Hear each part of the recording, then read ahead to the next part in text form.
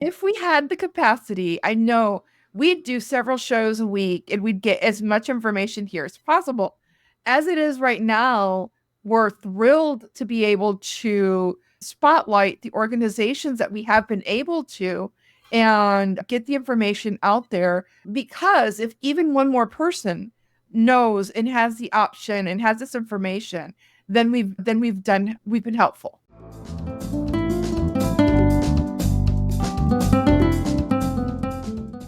Get ready for another fun-filled episode of Spotlight Houston, where we shine a light on the people, places, and events in Greater Houston. This week, we're diving into holiday traditions, Thanksgiving plans, and the heartwarming stories behind the show itself. Join host Blanca Quezada and me, producer Sandra Fernandez, as we share our favorite family traditions, explore Houston's holiday happenings, and look forward to Season 3 of Spotlight Houston. This is episode 113, airing just in time for Thanksgiving, on Monday, November 25th, 2024. Spotlight Houston is brought to you by Story Zone Media. And now, here's your host, the always fabulous Blanca Quezada. Hi, I'm Blanca Quezada, host of Spotlight Houston, your favorite show, of course. And I can't believe that the holiday season is just down the corner from us already, or around the corner from us already. We've got a lot of festivities and a lot of events happening around town. But before we get into all that, I want to introduce you to Sandra Fernandez, the show's amazing producer. And we're here to give you an announcement and talk about some of the things that we'll also be doing for the holidays. So welcome to our show. Sandra, how are you doing? I'm doing great. I can't believe on the date that we're recording this, we're a week away from Thanksgiving. I know, it's just, it seems like the holidays are coming faster, or came faster this year, for me anyway. I remember when I was a kid and all the adults would say that, oh, time flies so fast. And I'd be like, what are they talking about? And now that I'm an older person, I say that all the time. Oh my goodness, how did this happen? It's like I just blinked and I'm in the holiday season again. Yeah. It's like the Groundhog movie. Groundhog Day. Yes, Groundhog Day. I mean, it just seems like, hey, it's nonstop. But it's my favorite time of the year anyway, so I don't mind it. I love it got colder earlier in the season, but this year is just starting to cool off. And so you can literally almost smell the holidays. People are starting to put up their Christmas lights. And I think that this year they've been putting them up earlier than usual. It seems that people tend to wait till around Thanksgiving or right after Thanksgiving to put up the holiday lights, but not anymore. But that's okay. I'm happy. Everything looks pretty and festive. When I was a kid, my mom had very set schedules on what happened when. And the the Christmas tree and the holiday lights and all the decorations went up the weekend after Thanksgiving. Yeah. And they came down after January 6th. Yes. That was the tradition at my home as well, that after Thanksgiving, that's when you got ready for Christmas or your way of celebrating the holidays, depending on your culture. But we always waited. It wasn't a rush. We went out and got the Christmas tree right after Thanksgiving, turned on the holiday lights, and my parents would start talking about going shopping and telling us that we needed to behave so we could get something from Santa Claus and that sort of thing. And so we loved it, and it was so, so much fun. But before we get into the rest of the stuff that we do, we also have a great announcement. I'm really happy because we're about to start our third season for Spotlight Houston, where we'll bring you a lot of information on things that'll be happening throughout the year, people, places, and things to do. And so we've been doing that already for the holidays. We just talked to the people from the Galveston Visitors Bureau and talked about everything that's going to be happening over there. But so I hope you get to go. In fact, last week was the first episode of season 3. So, yes, we are into season 3, which means this is our 3rd year of doing the show. And I can't believe it. Everything passed so quickly. But yeah, Yeah. I'm really looking forward to all of the new interviews and the people that we'll bring in and the spotlights that we'll do in this next year. Yeah, and so am I. I'm really excited because we've gotten some really interesting people on the show. And so I'm looking forward to that. But I also want to tell all our audience how grateful and thankful that we are for them and for their support of our show. And we hope that you've been enjoying it. We very rarely take an opportunity to talk about ourselves or who we are and what we did before the show. So, Exactly. why don't you share a little bit about your history on radio and why you started the show? Yeah. Okay. So I worked for KRBE 104 and I was hired to do a community affairs program. And it aired on Sundays and it was called Que Pasa. And I did 20 years of the show, which is a really long time, but I loved it. I loved it because I was able to interview whoever I wanted and got to interview the people from Cirque du Soleil, the Barnum and Bailey Circus, performers, singers, the opera, ballet, just all the festivities and all the events happening in Houston. And then I went to work for the library, the Houston Public Library, doing their public relations and also marketing. And that helped a lot as well. And so I got to work with the media on being able to get interviews on things that we were doing.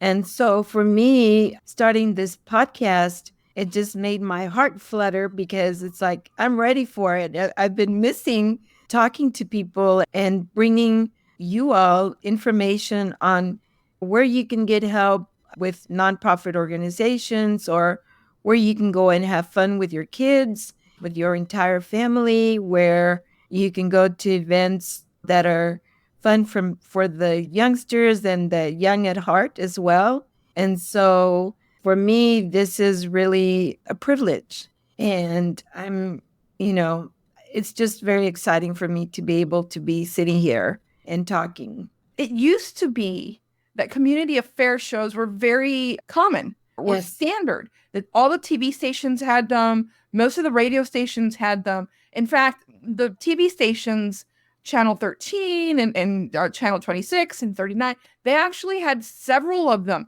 focusing on different portions of the community. So they Yes. had for the Hispanic community and the Asian community, the African American community. Some of them had focusing on health and other stuff like that. And then they started to disappear. And little by Hmm. little, they started to disappear. I've never been on, before podcasting, had never been on this side of the mic. I was Right. always the one pitching the story and trying to get the information out there for the community because I always worked with nonprofits and community organizations and even government and trying to get this is how we can help you kind of info. Right. So now there aren't that many. And No. so one of the reasons why I was so happy to help you produce the show was because there is a need for getting that information out there. Houston is the 4th largest city in the country, obviously. And we have hundreds upon hundreds of non-governmental organizations, also known as nonprofits, that are out there doing wonderful stuff to help the community. We've got nonprofits that are helping with education, with health, that are helping seniors, that are helping kids, etc. And that's just the nonprofits. You go into arts organizations, you go into other things that are happening in the Right. community, there is so much. And Houston is, we go into greater Houston, which is what we say, we may be called Spotlight Houston, but we actually do look at the greater Houston area. There is so much. Yes, exactly. If we had the capacity, I know we'd do several shows a week and we'd get as much information here as possible. As it is right now, we're thrilled to be able to spotlight the organizations that we have been able to and get the information out there. Because if even one more person knows and has the option and has this information, we've been helpful. Yeah. I am so, again, very grateful because I like to help people.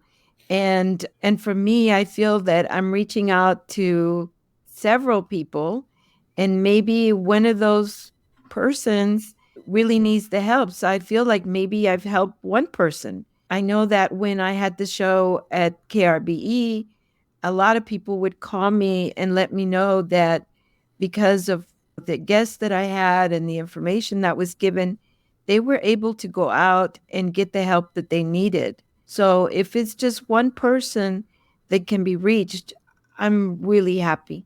And so for me, this is great. And you're incredible. You're an incredible, amazing help.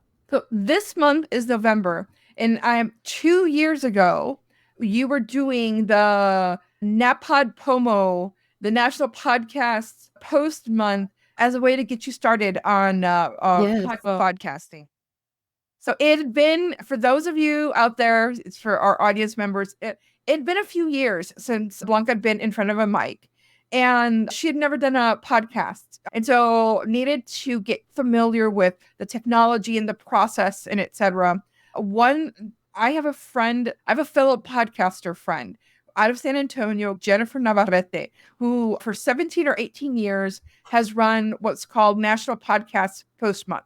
And what this is, a 1 month sprint where, to get you started on podcasting, you make a commitment that you're going to do a podcast episode every day for 30 days. And what that does is it's a way to get you to stop overthinking it and just do it.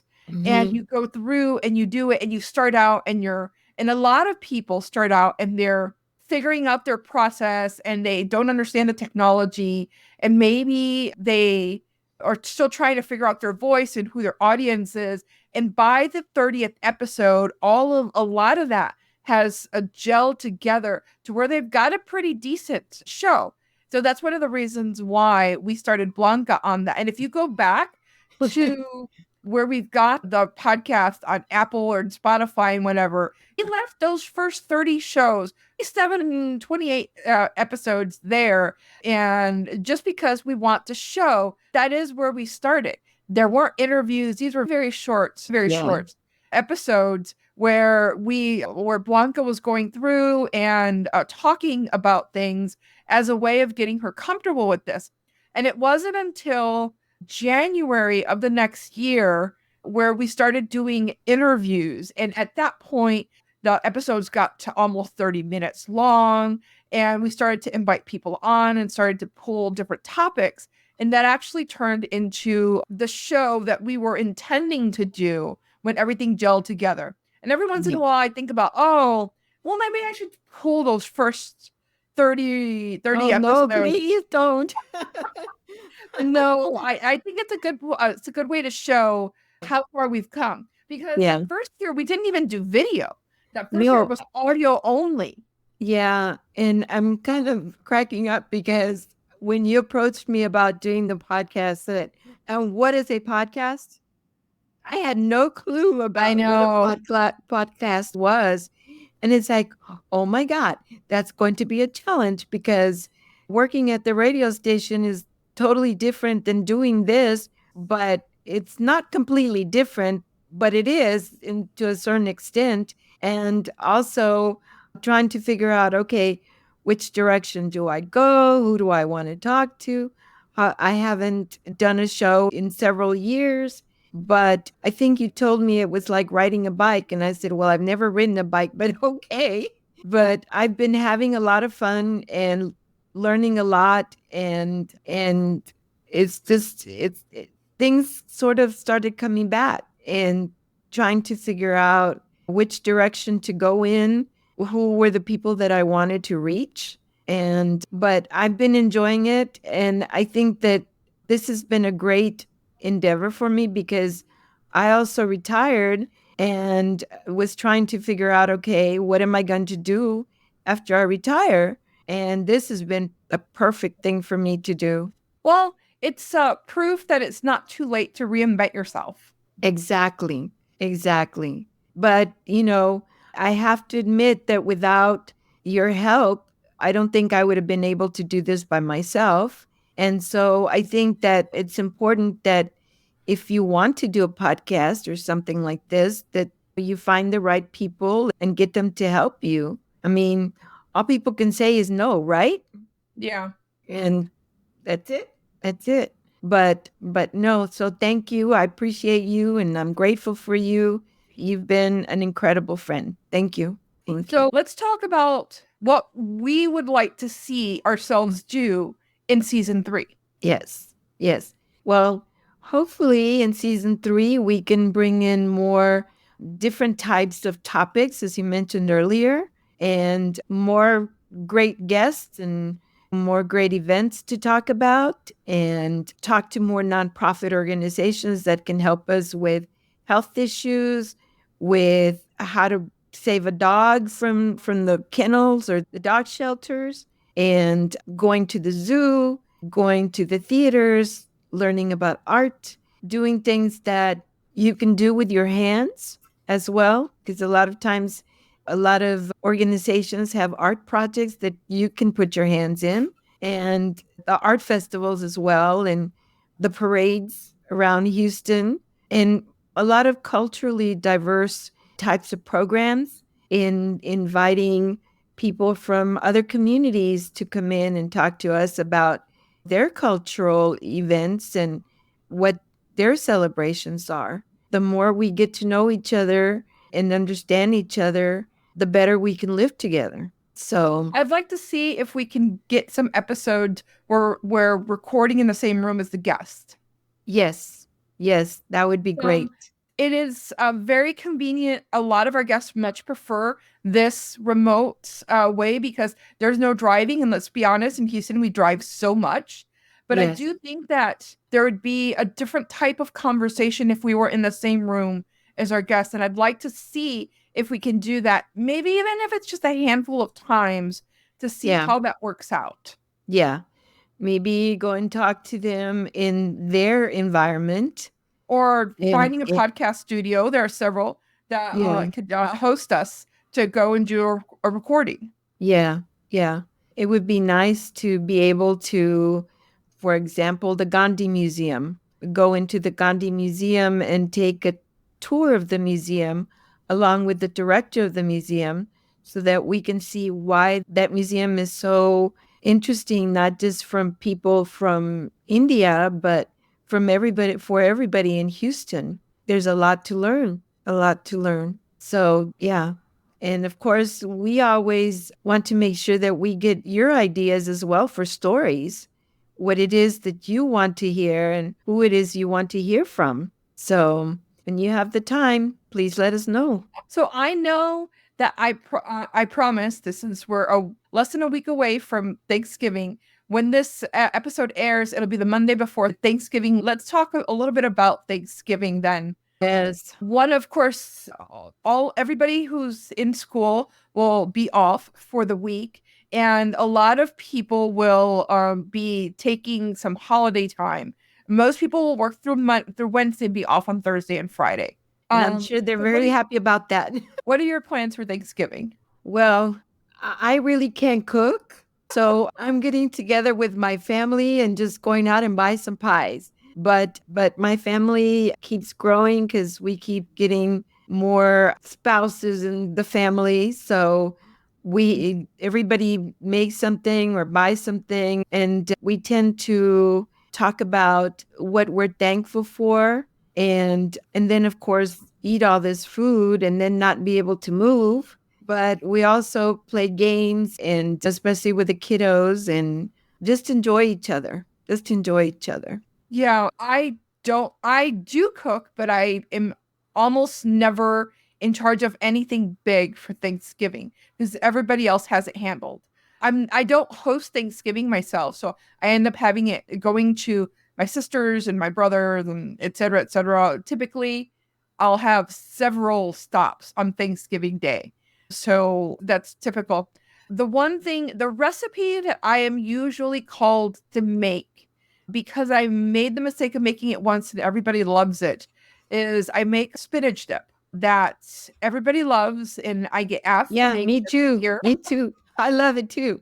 And it is basically just opening boxes, defrosting chopped frozen spinach, and it's sour cream, mayonnaise, a packet of vegetable soup mix, a chopped Granny Smith's apple, one packet of chopped frozen spinach thawed out.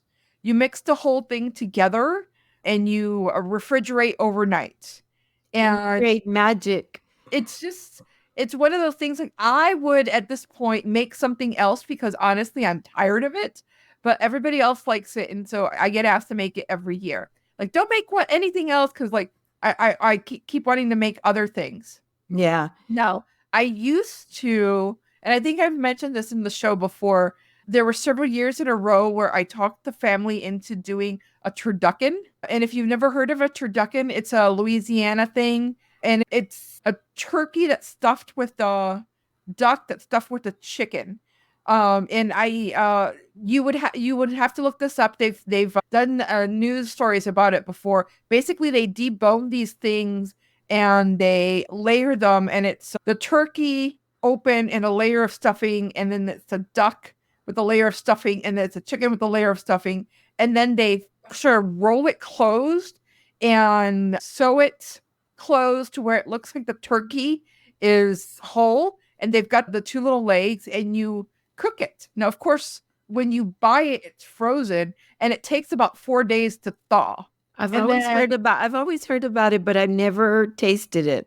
And to oh no, it tastes really good because it's a big ball of meat of all Oh, these different types of meat. And so when you cut into it, it's just these slices of all these different of a turkey and the duck and the flavors. It chicken. sounds And like you then get usually different it's the different flavors. types of stuffing flavored in. But it's really good. But Wow. again, Wow. we got tired of that and my family said, no more. Now what we do every year is we actually just go to the barbecue place and order so many pounds of turkey breast, so many pounds of brisket. Sounds like a Spice them up. plan. That sounds like a great plan. It, I think so, yeah. There are still places in Houston where you can order a hot turkey to go pick up on the Oh, day yeah. Thanksgiving. You used to be able to do it at Luby's, and Luby's isn't around anymore. Right. But even before they closed, they had changed from when you pick it up, it's hot to when you pick it up, it's cold. You had to reheat it. And I'm like, if I have to reheat it anyway, it does makes no sense to me why I'm buying it from them. Yeah. Um, I used to like Luby's because you could get all the sides as well. yes. And the year that my nephew was born, and he's born a couple of days before Thanksgiving, we made the decision we weren't gonna cook. And so we ordered it from Luby's and we went to go pick it up that morning and they only sold as so many because they would only sell as many as they could cook overnight. And then you had Oh, to go that morning to pick it up and with everything to go. I used to host another podcast a while ago, and we had the rep from Kroger's on there to talk about Thanksgiving, and she said that how they do all these Thanksgiving dinners, like you can go and buy it at Kroger, or they used to buy it at Kroger, and it was the turkey with all of the sides and whatever, but that 50% of them were ordered like within a day of Thanksgiving. wow. Yeah, Wow. like people who Yeah. Waited till last minute. yeah, last minute and whatever, and they would go, "Oh, well, we need it." And so I don't know if that's still true, but it sounds about right to Yeah. me. Well, to me, you should have been a chef because you tend to create these beautiful meals and they're your creation and you make them taste really good. Actually, the other day you were giving me a recipe for shrimp pozole, which is like a Mexican soup, but it's real simple and it tastes really good. Yeah, and these are not my recipes. I make other people's recipes, and then I make it over and over. So Then you when add it your magic to them. when it comes to cooking, I go from one side of the pendulum to the other. It's 180. So I go from I don't even want to be bothered to open a box. Just whatever I'm gonna make a peanut butter sandwich or I'm gonna go buy McDonald's and that's it. To okay, today I'm going to spend 4 hours steeping and stewing a sauce so that tomorrow I can make a chicken dish that's going to take me 8 hours in the stove. And those are the two pendulums. And I slowly work my way from one side to the other. And then I work my way back. And so it's really weird. Yeah, you told me about a sauce you made that was stewing like for 4 hours, and I couldn't That's believe when I it. was making, what was it? A chicken tinga from scratch. Mhm. Okay, so first you have to cook the chicken. Like, so you take a chicken on the bone and you boil it because you need the chicken broth to make the sauce. And then, yeah, so you take the homemade chicken broth to make the salsa, and that takes so many hours of whatever. And then the next day, you take all of the chicken that you made the day before and you put the sauce in there and you put it in the oven and you just sort of let it soak forever. And then, Mhm. you actually eat it. Well, I just know that everything that I've eaten that you've made has been incredibly delicious and very creative. And you can keep bringing me food. I don't mind. I'm not going to complain. I used to be a lot more active and so past Thanksgivings, like I would be in charge of desserts or other things like that. So there's Death by Chocolate cake that I used Mhm. to make all the time. Oh, yeah, I Uh, remember those. and that was basically a candy bar on cake, basically. And so it was chocolate cake with chocolate pudding in the mix, and I would put chocolate chips in the mix as well. And then I would do take out the cake and I'd put a thin layer of icing and I would sprinkle chocolate chips on it while it was still warm. So the chocolate chips would melt and create like a hard shell. And then I Yeah, put more I remember. frosting and I Yeah. put the other cake and I do the same on top. And then it would get covered in chocolate frosting. And then I would, after it was cooled, I'd put more chips on the top. So when yeah, Slicing it it, you was, get all that. yes, it was a Yeah, lot of chocolate. It was also a lot of work.